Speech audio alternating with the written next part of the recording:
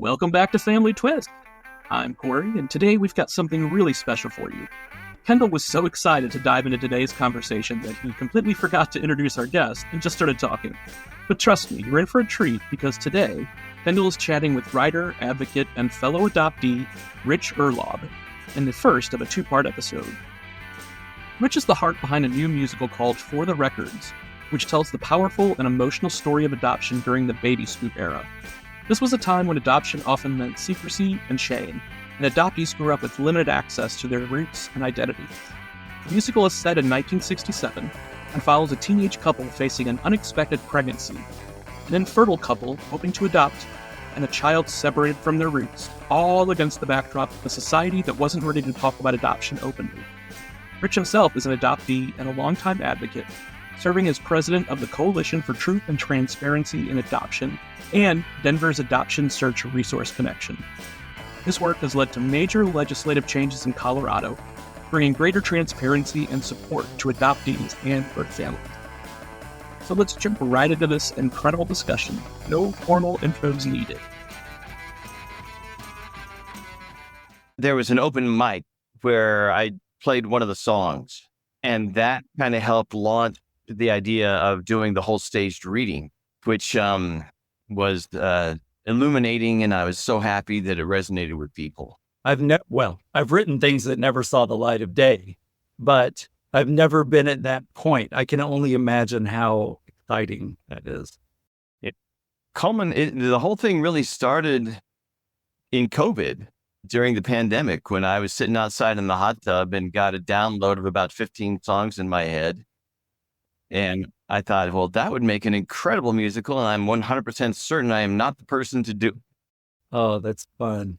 Well, I applaud you. I started because Corey told me that he met you. Even before I knew that we would be talking tonight, I went to your website and started listening to the music, and I was like, oh, this is really cool. I mean, I'm a musical fan anyway, so I was an easy sell, but I think a lot of people would really appreciate the content and quality. Thank you so much. And there's a saying that says that the best friend of every songwriter is a great arranger.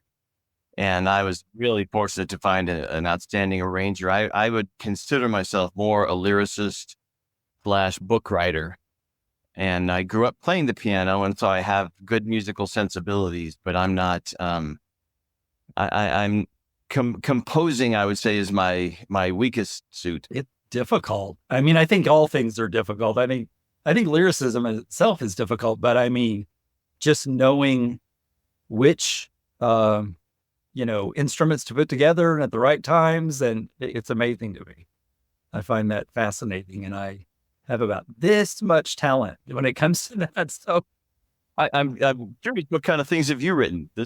I always enjoy meeting people who write. Yeah, well, I mean, short stories and things like that. It's funny, Corey and I are starting to work on a screenplay for something, whether it turns out to be a play about my adoption discovery story, or I don't know. I mean, I guess the sky's the limit. We don't think of it like that sometimes. Like, you think, oh, this could be a fun documentary, but that's it's easy to say and hard to do, right? So, and my story's still unfolding. Yours probably. I saw you found your family in 1995, and I assume that it's still unfolding some level. It's pretty static at this point. When I found them all, 2 of my biological aunts were still alive, and they've since passed. The relationships with siblings and cousins have kind of faded after the big surprise and the aha. And so it's kind of like we all know who each other are, and we know where each other are, and everyone is living their lives, not communicating much. So sometimes that's just how it unfolds. Absolutely. I feel like I ended up with 6 half siblings, 3 on my dad's side and 3 on my mom's side. And I'm close with 3 of them, and 3 of them, I mean, we're fine together, but it's just, there isn't that connectedness that I thought would be there. And I often say on this podcast how delusional I was about the way that things would go. Part of that's because I'm an optimist by nature, but part of it's also that I'm a complete control freak. And so I thought that I would fix everything. I have that savior complex too, where, okay, I got this. Everybody sit down. I'm going to handle everything. And A, that doesn't work for a lot of people. And B, it isn't that simple, right? It's just not that simple. I'm still learning every day. It's been a humbling experience, very humbling, because I don't know. Go ahead. How many years are you into your process? I found them all in 2017. So we're getting close to 7 years. And I'm going to go ahead and say the word resentment. My resentment is toward my biological mother because she's never spoken to me. I guess she can't handle it, whatever. I listened to that for the first almost 4 years. I kept listening to my sisters saying, oh, she wants to meet you someday. And I'm like, time is passing. Something could happen to either of us. This is ridiculous. And it still hasn't happened. And I've been more and more vocal about how I feel about that and how excluded I feel, because, for instance, my youngest sister, my mother's daughter, lives physically next door to my mother. And rightfully so, 2 of my sister's 3 children recently got married. And of course, I'm not going to be invited because I don't speak to my mother. Do you know what I mean? It's just, and I resent being excluded from all of those things. Like, forget my mother. I know my niece who just got married. I think she would have enjoyed it had I been there. But of course, I'm excluded by default. And you don't know me, but I'm a very proud person. And I'm like, well, screw you. I deserve to be there. And how dare you? That's just who I am. Yeah, you're still a second tier relative. Exactly. If push comes to shove and we have to choose between offending mom and offending our newfound brother, well, yeah. And at some fundamental level, I get it. Of course, my niece wants her grandmother to be at the wedding. Of course she does. It's just, can't hurt. You can't help but get your feelings hurt. You just can't. Well, and I think it's like the betwixt and between place that adoptees live, even after you've found your truth. And family culture is an interesting thing because some families are just warm and welcoming and, oh my God, the baby's back. This is the best thing ever. And others are just so lost in their shame or being upset about not being the oldest anymore or things like that. That kind of happened in my situation. That I was like, you can be the oldest. Go ahead. I don't really care. If that's important to you, you be the oldest. Yeah. And it's funny because I often talk about the dichotomy because my biological father's family has been so accepting and so warm. And I felt so accepted by them immediately, and in fact, it was those early connections. So Corey and I found them all, my dad's side, in August of 2017. And we were living in San Francisco and we flew out to meet my father and 2 of his other 3 children here in New England. And on the plane ride back home, Corey looked over at me and said, we're moving there. It was just this epiphany.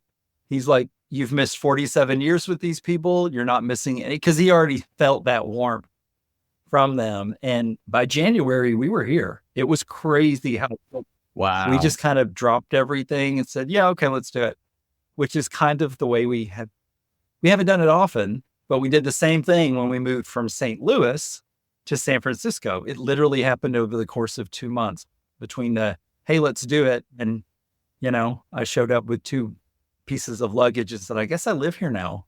I'm like, it's just comical, but we're not afraid of those things. And it has been wonderful. I mean, to be so near my family, getting to know them, my brother's son just graduated high school, like physically being here for these moments is so wonderful for me. So did you grow up with other siblings in your adoptive family?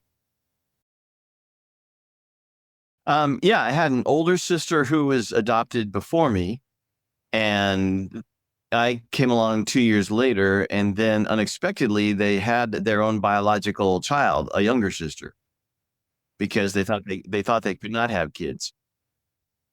And I guess statistically that doesn't happen that often, but I run across a remarkable number of stories where that does happen.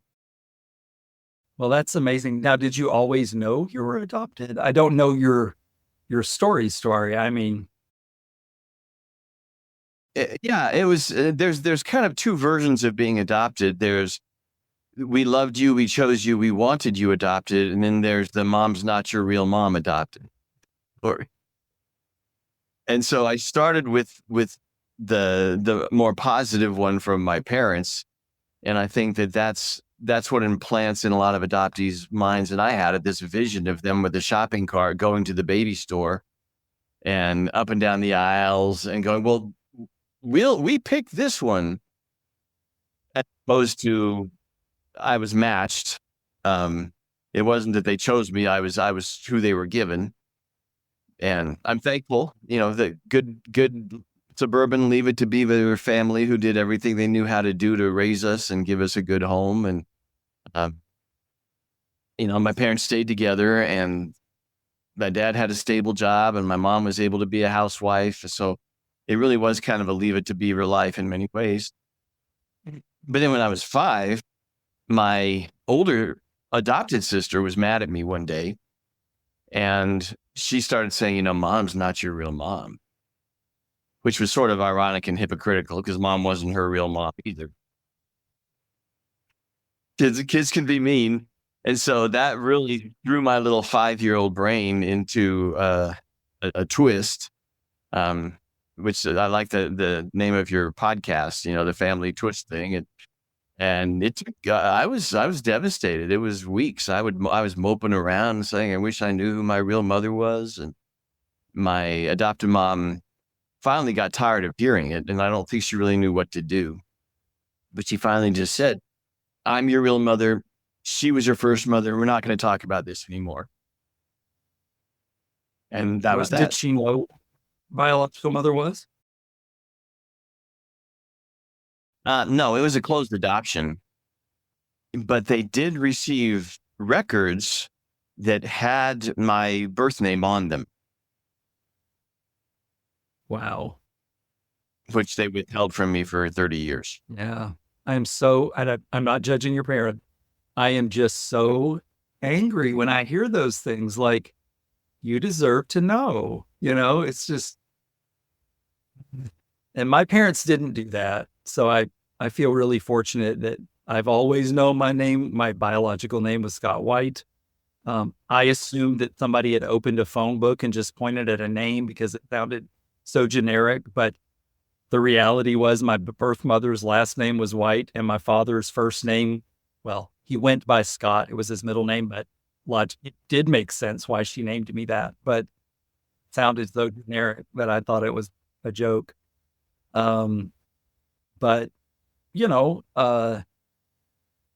I'm fortunate because when you had those two analogies, I was definitely the first one, where my parents, said, truthfully, they had no idea, because mine also was closed adoption. They had no idea the circumstances of my birth. And I, as either an older toddler or like a 4-year-old, I would say things like, well, what do you think? Do you think my parents were just too young? Well, what do you think? Did they die? What do you think? My mother also got tired of my line of questioning and said, Kendall, can we just move on? Well, you're here. And a creepy thing that I thought that relates to the story you just told, they actually showed when I was, I don't know, 11 or 12, my father showed me the creepy little book of photographs of infant they did get to choose from. And I'm like, that's gross and weird. And they thought so too. They were like, please take this away from us. And my mother said, this one would do if you had to, you know what I mean?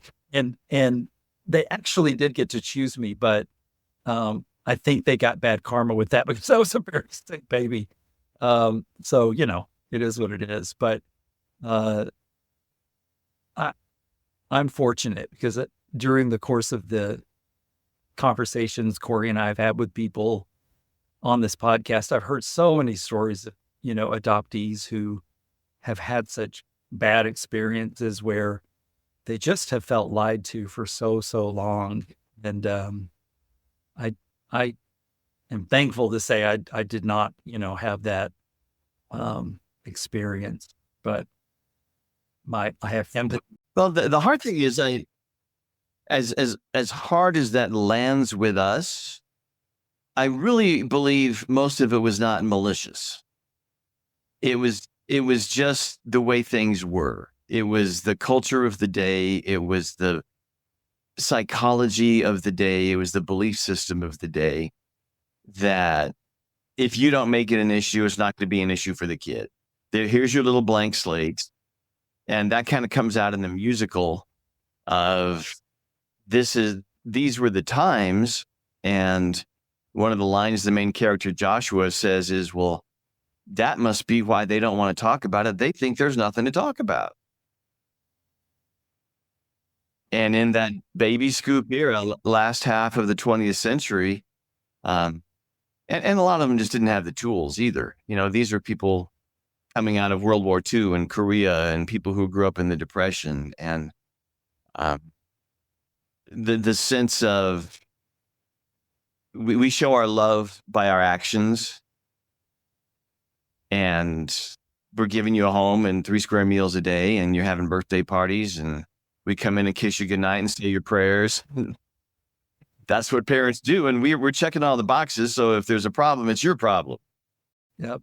No, and I think you're exactly right. I actually applaud you for giving credence to the fact it was a different era and expectations were different. And I think that gives us some grace toward our parents or by our adoptive parent, and I think that's important because I hear a lot of, I'm not judging the criticism, but I hear a lot of harsh criticism of parents from that era. And to your point, my adoptive parents were born in 1933 and 34. So my dad and my mother, they were providers. That was their goal in life, and it was a mindset, and I benefited from it, but they also happen to be a little bit more enlightened than a lot of people were from that era. So, I remember asking my dad when I was like little kid, like 5 or something, because he would talk about his heritage, right? His ethnic here, he was a American Indian, and he physically looked like it. And I so didn't look like he did that, he was always saying, well, you're part of my family. So let's talk about, and we would get into these discussions about the Cherokee Nation and all these cool things. But at the end of it, I'd say, that's really great for you. I'm just sitting over here, not really identifying with your story. Same thing with my mother. We knew a lot about her family's background and stuff. And I wanted that biological connection. And I don't know, just must be innate because it happened so early for me to question, I loved being part of their family and I felt very accepted, but I just didn't always fit in, Well, when I've testified before legislative committees, often early in my testimony, I will put forth the idea that life's 3 biggest questions are: where did I come from? Why am I here? And where am I going? Excuse me. And if you don't have the answer to question number 1, it makes questions 2 and 3 a lot more difficult. And people have phrased it in terms of, starting with chapter 2 instead of chapter 1. And all those things are true. Every major world religion has some sort of ancestor worship or tribal affiliation that's important. And another thing I've said in committees is, genealogy has historically been the number 2 hobby behind gardening in America, if you don't count, video games, I guess. Right. And if that's the case, why is that normal for everybody except adopted people? Why are we somehow ungrateful or implying that we weren't loved properly or that kind of thing by wanting to know this really primal answer? Yeah.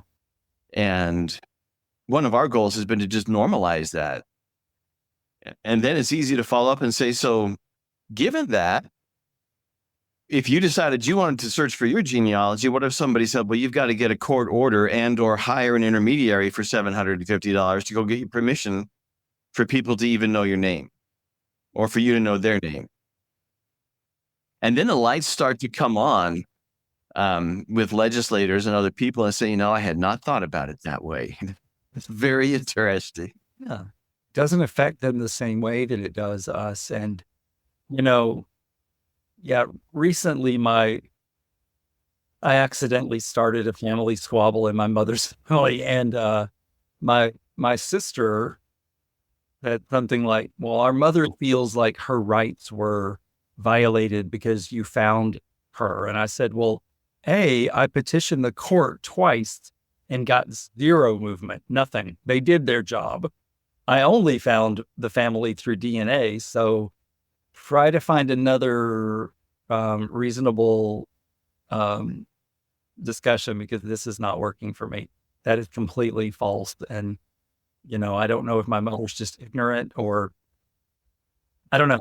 It was comical to me. I was like, that has nothing to, in fact, I begged, my family attorney had become a prominent judge in my county where I grew up. And when I had lost both my adoptive parents by the time I was 17, and they died young. And when I turned 18, I went straight to Graham Partlow's office and said, hey, I know you know every detail about me, but he did exactly what he should have done and stuck to the letter of the law and said, Kendall, I love you. He'd hung out with me my whole life. He said, I'm not going to get disbarred for this.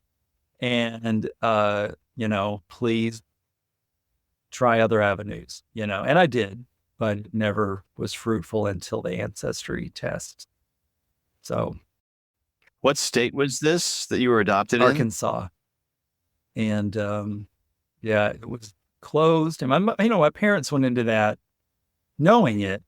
It's funny because when I was a child, I thought that maybe they preferred that. They didn't. They were very, they would have been open to an open adoption had it really been a possibility. It just really, well, A, it wasn't legal, but B, it just really wasn't done much, as much as they didn't think it was done very often back then.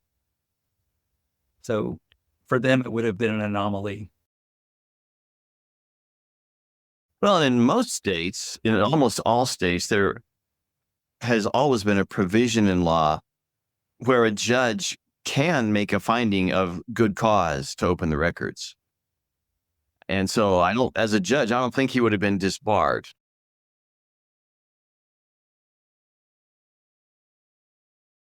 It would have been unusual. When I got my records here, the clerk at the Denver Juvenile Court, who has long since retired, was almost incensed. She was like, well, how did you get this order? No, you're only the 3rd person in the state that's ever happened to. How did you get this?